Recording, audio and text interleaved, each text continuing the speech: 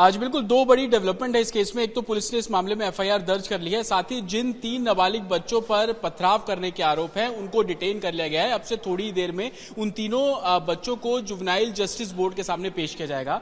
वो तीनों जो बच्चे हैं अभी अंदर मौजूद है। ये एसपी नूह का ऑफिस है, अंदर उनसे एक काउंसलिंग के तौर पर बातचीत जो है वो की जा रही है। साथ ही वो जो मदरसा है उसके मौलवी भी यहाँ पर मौजूद है, उनके भी स्टेटमेंट को रिकॉर्ड किया जा रहा है कि वो मदरसा चला रहे थे, क्योंकि घटना तकरीबन 7:30 से 8 बजे के आसपास की है।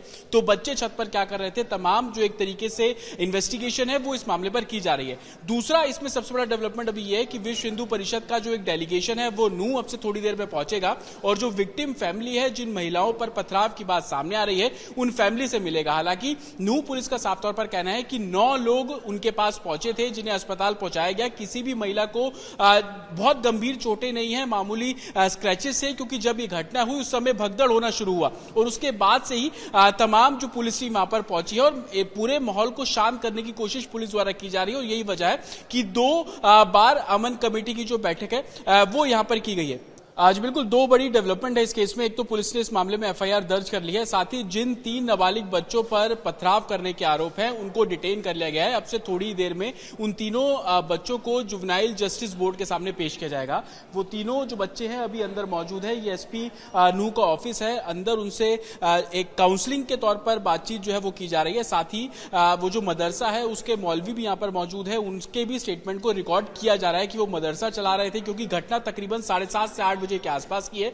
तो बच्चे छत पर क्या कर रहे थे, तमाम जो एक तरीके से इन्वेस्टिगेशन है वो इस मामले पर की जा रही है। दूसरा इसमें सबसे बड़ा डेवलपमेंट अभी यह है कि विश्व हिंदू परिषद का जो एक डेलीगेशन है वो नूह अब से थोड़ी देर में पहुंचेगा और जो विक्टिम फैमिली है, जिन महिलाओं पर पथराव की बात सामने आ रही है, उन फैमिली से मिलेगा। हालांकि नूह पुलिस का साफ तौर पर कहना है कि 9 लोग उनके पास पहुंचे थे जिन्हें अस्पताल पहुंचाया गया। किसी भी महिला को बहुत गंभीर चोटें नहीं है, मामूली स्क्रैचेस है, क्योंकि जब ये घटना हुई उस समय भगदड़ होना शुरू हुआ और उसके बाद से ही तमाम जो पुलिस टीम वहां पर पहुंची है और पूरे माहौल को शांत करने की कोशिश पुलिस द्वारा की जा रही है। और यही वजह है कि 2 बार अमन कमेटी की जो बैठक है वो यहां पर की गई है। आज बिल्कुल दो बड़ी डेवलपमेंट है इस केस में। एक तो पुलिस ने इस मामले में एफआईआर दर्ज कर ली है, साथ ही जिन 3 नाबालिग बच्चों पर पथराव करने के आरोप हैं उनको डिटेन कर लिया गया है। अब से थोड़ी देर में उन तीनों बच्चों को जुवेनाइल जस्टिस बोर्ड के सामने पेश किया जाएगा। वो तीनों जो बच्चे हैं अभी अंदर मौजूद है। ये एसपी नूह का ऑफिस है, अंदर उनसे एक काउंसलिंग के तौर पर बातचीत जो है वो की जा रही है। साथ ही वो जो मदरसा है उसके मौलवी भी यहाँ पर मौजूद है, उनके भी स्टेटमेंट को रिकॉर्ड किया जा रहा है कि वो मदरसा चला रहे थे, क्योंकि घटना तकरीबन 7:30 से 8 बजे के आसपास की है।